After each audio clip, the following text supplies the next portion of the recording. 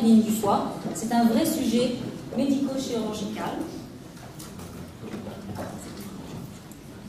Et je vais donc vous parler de prise en charge. Et la prise en charge, c'est d'abord l'étape diagnostique. Et vous savez, en matière de tumeur bénigne du foie, le diagnostic repose sur le couple échographie, plus ou moins d'ailleurs enrichi par les produits de contraste, et l'IRM. Et on l'a vu avec Alain Guénan ce matin, il faut connaître ces iconographies pour le clinicien et non pas uniquement se reposer sur le radiologue. Et la radiologie aujourd'hui est vraiment performante au point qu'on a un recours qui est maintenant relativement rare à la biopsie. Les enjeux sont simples. D'un côté, détecter une tumeur à risque évolutif, c'est grosso modo pour les tumeurs kystiques le cystadénome et pour les tumeurs pleines l'adénome. Et à l'inverse, ne pas rater un diagnostic différentiel de tumeurs malignes. Deuxième étape, c'est l'étape thérapeutique. Et comme je suis chirurgien, je vais orienter mon topo un tout petit peu sur un versant chirurgical. C'est-à-dire, ce qu'on se pose comme question, nous les cliniciens, c'est quelle tumeur opérer et pourquoi. Je distinguerai trois types d'approches. La chirurgie, que je dirais diagnostique, lorsqu'on a un doute sur la tumeur, donc on va l'enlever et on verra. La chirurgie symptomatique, dans laquelle je mets la chirurgie d'urgence, qui est devant une tumeur symptomatique, douloureuse, hémorragique. Et puis la chirurgie dite préventive, celle qui va se faire parce qu'on a peur soit d'une hémorragie, soit d'une dégénérescence. À l'inverse, la deuxième question, c'est si on décide de ne pas opérer, de quelle tumeur surveiller et surtout comment et à quel rythme. Et là, les enjeux sont multiples. D'abord, ne pas opérer en excès, et ce n'est pas parce qu'on fait par cellio qu'il faut toutes les opérer. Il ne faut pas multiplier les investigations, ce qui peut aggraver le coût sur le plan collectif et l'angoisse sur le plan individuel. Et à l'inverse, ne pas laisser évoluer une tumeur potentiellement dangereuse. Si vous le voulez bien, je vais orienter les choses de façon, déjà pour vous dire un petit peu ce qui est acquis en 2014, je ne vais pas vous faire l'affront de faire le récapitulatif de toutes les tumeurs bénignes, mais plutôt de vous dire ce qui pose aujourd'hui problème, ou en tout cas ce qui bouge. D'abord, ce qui est acquis, c'est d'abord qu'il y a pratiquement, il ne devrait plus y avoir de chirurgie dite diagnostique. Pour le kyste, l'angiome, l'hyperplasie nodulaire focale, franchement, 90% de ces tumeurs peuvent être diagnostiquées, voire plus bien entendu, par l'imagerie moderne. Et l'adénome, on va le voir également, encore une fois, échographie, et puis surtout l'IRM avec les produits de contraste spécifiques, avec de bons radiologues qui font des clichés tardifs. La biopsie, qui ne doit plus faire peur aujourd'hui puisqu'elle est protégée, elle est sécurisée, doit être requise s'il y a des doutes, la chirurgie ne venant que très derrière. Et finalement, on se rend compte que quand on fait de la chirurgie, on tombe sur des tumeurs exceptionnelles, finalement, que ce soit des kystes liés, des amartomes mésenchymato-kystiques, et finalement, ce n'étaient pas ces tumeurs habituelles. Deuxième point, qui est là aussi acquis, vous serez d'accord avec moi, c'est la chirurgie symptomatique, c'est-à-dire quand on se trouve devant, en général, de volumineuses tumeurs qui sont soit palpables, soit douloureuses, soit déjà compliquées. Et dedans, je mets effectivement les hémorragies, qu'elles soient sous-capsulaires, qu'elles soient intrapéritonéales. Là, l'étape diagnostique, finalement, elle est assez raccourcie, puisque le malade est hautement symptomatique. Et la décision chirurgicale, je l'estime relativement simple.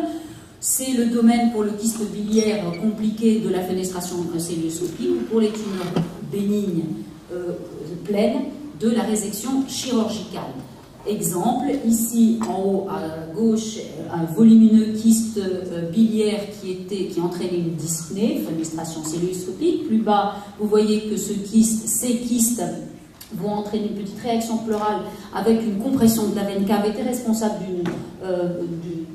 d'œdème. Plus bas, c'est l'hémorragie habituelle des kystes biliaires. Ça, c'est pour les kystes. Et puis pour les tumeurs pleines, l'adénome hémorragique, ou alors ici, exceptionnellement, ces volumineux angiomes, surtout du lobe gauche, qui vont entraîner, comme ici, des compressions vasculaires ou autres. Ici, c'était une compression portale.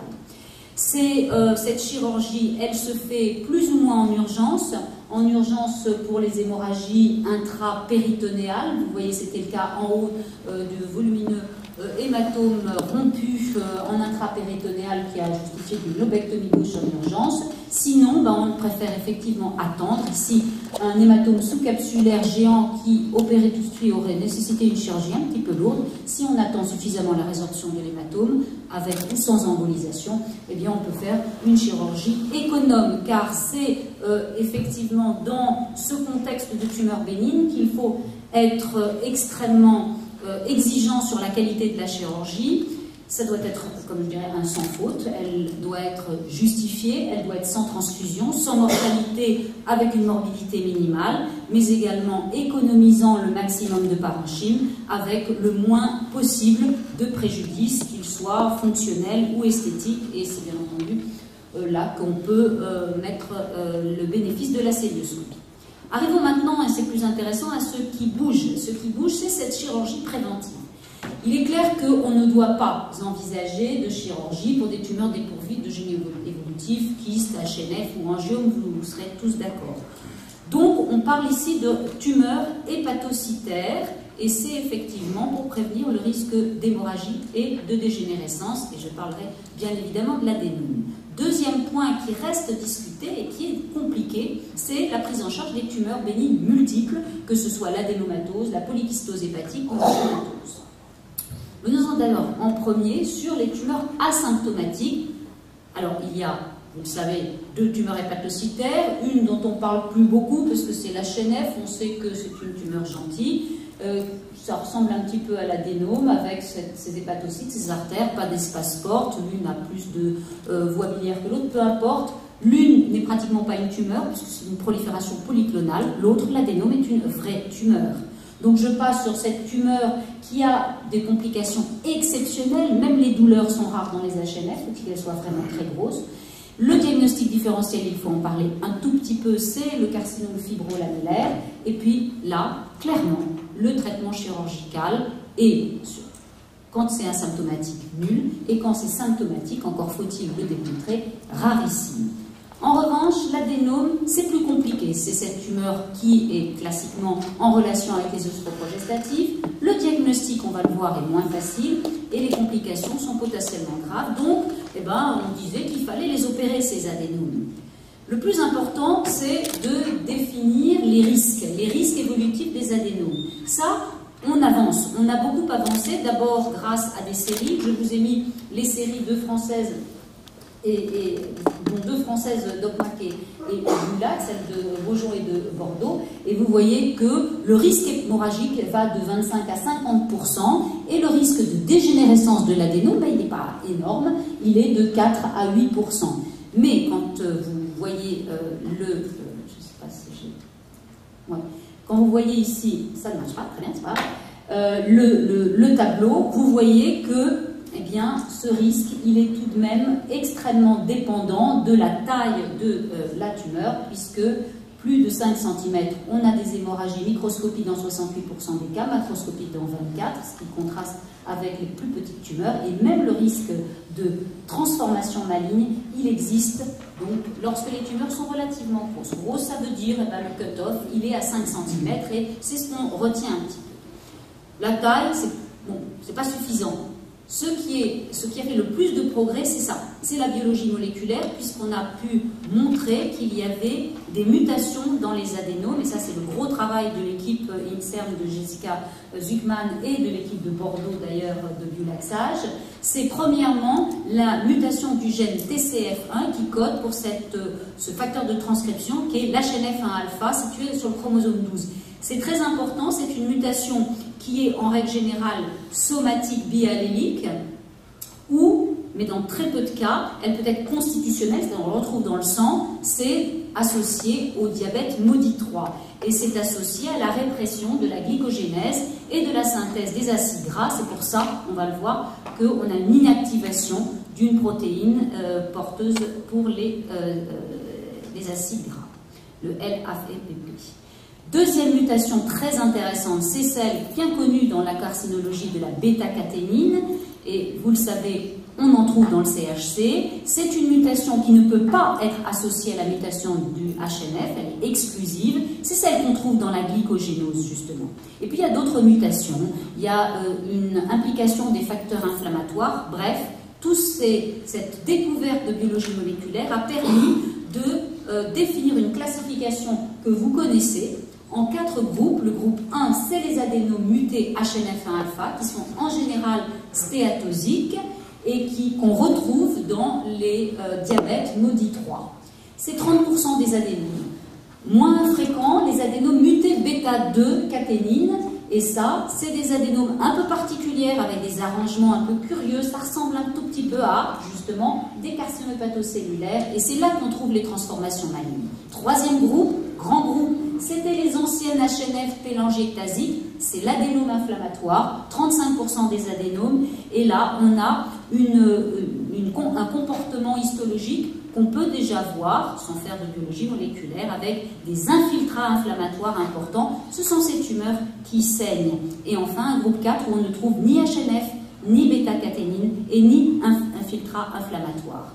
Ce qui est intéressant, c'est que toute cette biologie moléculaire, eh bien, on le retrouve en immunohistochimie. Et vous le voyez, le groupe 1 qui est HNF1-alpha muté, eh bien, on peut le voir sur une immunohisto simple, puisque c'est LAFBP négative.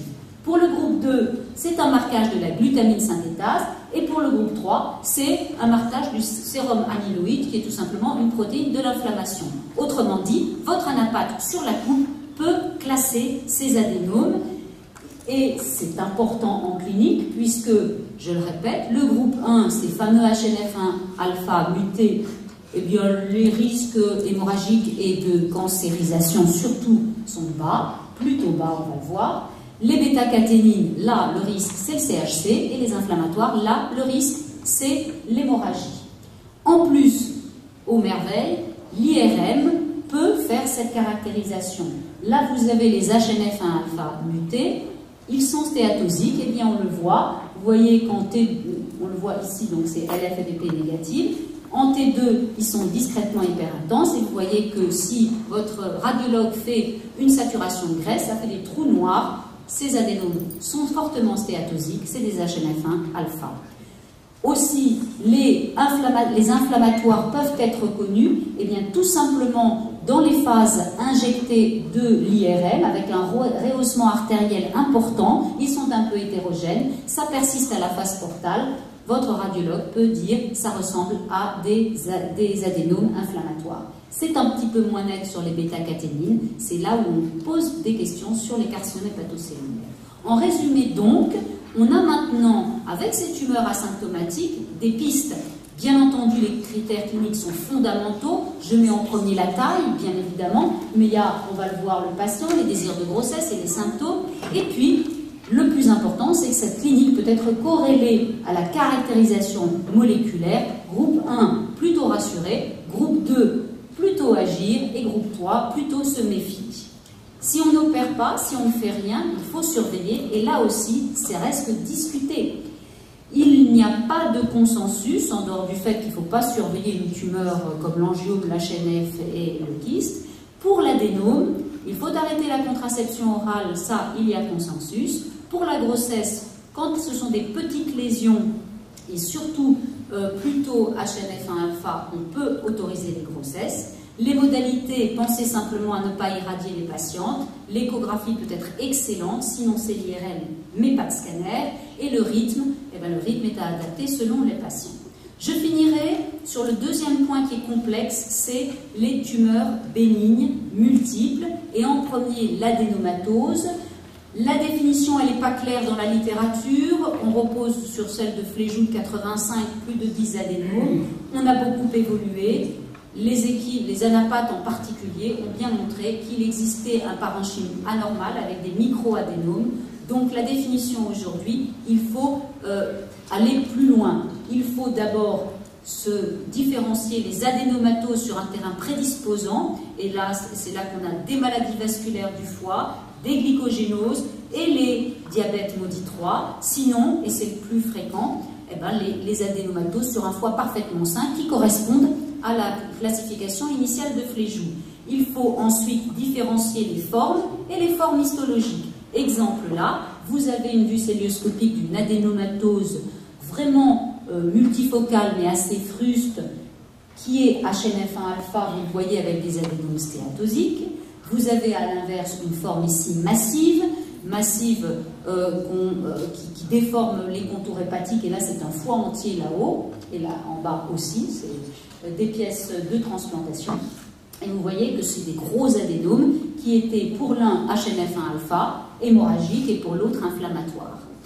Donc devant une adénomatose, soit elle est asymptomatique et il va falloir, et on revient à tout ce qu'on a dit, évaluer le risque de complication. Il est clair qu'on a des arguments pour dire qu'il faut une approche agressive si on a une forme massive, comme je vous ai montré, avec des adénomes très gros, avec des adénomes inflammatoires, ou pire, bêta-caténine mutée, ou une approche conservatrice, notamment quand on a des formes multifocales HNF1-alpha.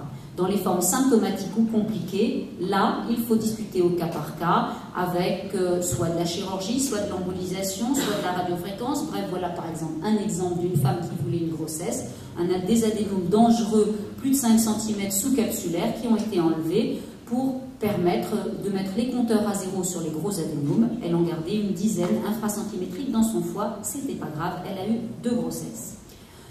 Je finirai donc sur la place de la transplantation dans les tumeurs bénignes du foie pour vous dire qu'effectivement elle est extrêmement limitée, mais elle existe. On est en train de reprendre les cases de l'ELTR, c'est-à-dire européen, sur les adénomatoses. Pour vous dire, il y en a une 50aine seulement en Europe. C'est des formes, bien entendu, très importantes. On a des surprises à voir qu'en Europe, eh bien, on a proposé la transplantation à des formes beaucoup plus bénignes. Pour les polykystoses, c'est assez consensuel, c'est souvent associé à la transplantation rénale, et c'est pour des formes symptomatiques massives et non opérables ou non traitables médicalement. Et pour l'angiomatose, simplement vous montrer ce petit film qui montre que l'indication est exceptionnelle et elle n'est parfois pas discutable. J'en ai opéré 2. L'un, c'était un Casabat mérite. L'autre, c'est celui-ci qu'on a transplanté à Bordeaux et qui était un jeune homme de 24 ans qui avait cet angiome qui entraînait un petit Budd-Chiari. Il venait pour une ponction d'acide que l'hépatologue n'a pas voulu faire après un examen clinique. On l'en remercie, mais je lui ai dit quand même, t'exagères, il y avait quand même de l'acide. Donc, pour résumer, les tumeurs bénignes du foie en 2014, eh bien, c'est vraiment un vrai sujet parce qu'on en découvre de plus en plus. Le diagnostic maintenant c'est facilité par l'iconographie et on a fait des progrès pour définir les indications et les modalités de la chirurgie ont changé avec l'apport de la laparoscopie et de l'expertise de la chirurgie. Les 10 messages à retenir que je mettrai, c'est que 1, il faut se méfier des hommes. Je parle uniquement de tumeurs bénignes du foie. Effectivement, c'est là qu'on trouve soit des faux diagnostics, soit des adénomes dangereux. Deuxièmement, le risque principal d'une tumeur bénigne du foie, rappelez-vous, c'est de ne pas être bénin. Pour rassurer un patient, il faut soi-même être sûr, donc il faut, et en tout cas c'est ce que je pense, lorsqu'on a un doute, aller jusqu'à la biopsie. Bénin, et on l'a vu tous maintenant, enfin tout aujourd'hui, ça ne veut pas obligatoirement dire sans risque, et c'est important quand on va voir les malades en consultation. Et dans la prise en charge des tumeurs bénignes du foie, les partenaires indispensables du clinicien, qu'ils soient d'ailleurs, et c'est souvent les pathologues ou le gastro-entérologue qui voient ces malades en premier, ou le chirurgien, c'est un radiologue expert et un anatomopathologiste, car aujourd'hui, comme pour beaucoup de choses, c'est une approche disciplinaire. Et juste pour finir sur la chirurgie, c'est qu'il ne faut pas oublier que quand on prend une malade asymptomatique après une chirurgie, elle ne peut que devenir symptomatique, cicatrice ou autre, mais en tout cas, elle va le devenir. Autre point, c'est que ce n'est pas parce que c'est facile à enlever qu'il faut l'enlever, méfiez-vous. Qu'il est parfois plus facile de prendre la décision d'enlever, et ceux qui en voient beaucoup en consultation comprendront, c'est d'enlever plutôt du foie que de l'esprit de certaines patientes, que la chirurgie hépatique, elle doit être parfaite dans cette indication, et enfin, je rappelle les objectifs de cette chirurgie, quel que soit votre chirurgien, et que la voie d'abord, c'est qu'elle doit être utile, économe en parenchyme, sans mortalité, sans transfusion, et avec le minimum d'effets secondaires.